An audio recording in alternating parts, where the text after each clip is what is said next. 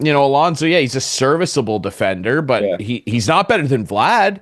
And no, you're right. Like you give a bunch of money to Alonso to bring in a 30-year-old, and Vlad's sitting there going, okay, well, what about me? Like, yeah, I just want them to sign this guy.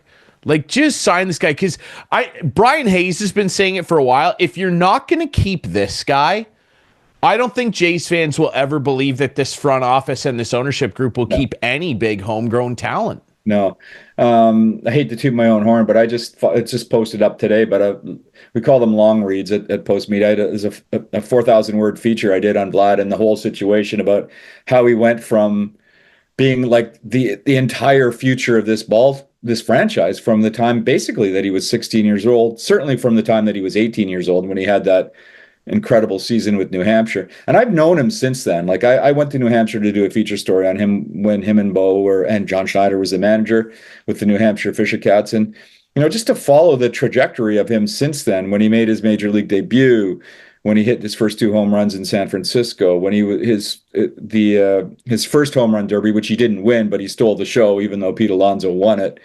The next home run derby that he won, the All-Star years, going from an out of shape guy to a really fit guy. I think he's from the pictures I'm seeing out of Florida, he's more fit than he's ever been right now.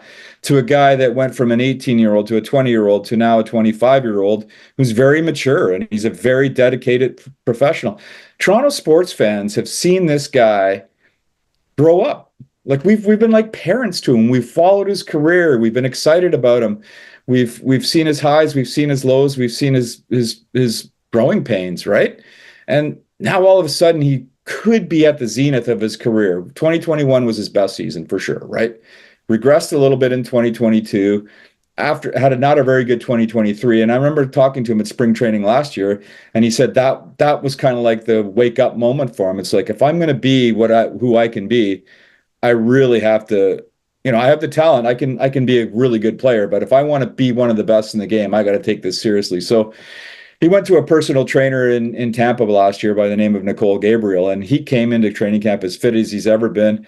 And he had an amazing year last year, right? It wasn't as good numbers wise as his 2021 season, but he had nobody in the lineup around him. Like he was the only guy in that order that was performing with any degree of consistency.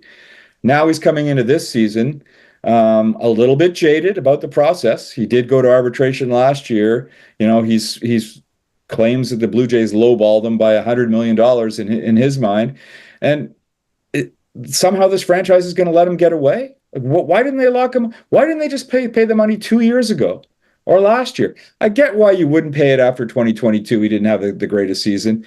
Timing wise, it wasn't great for him to not be his best in 2023 either, because now it puts the Blue Jays in a bit of a bind. We're 2 years out, so you can't pay him before that season, but to pay him after the 2024 season, it's going to cost you a lot of money. And now here we are on the lip of free agency. It's been a mess the way the franchise handled it, considering all the resources they poured into the guy, all the hope and expectation they built around the guy, and now we're this close to seeing him walk. It's unbelievable to me.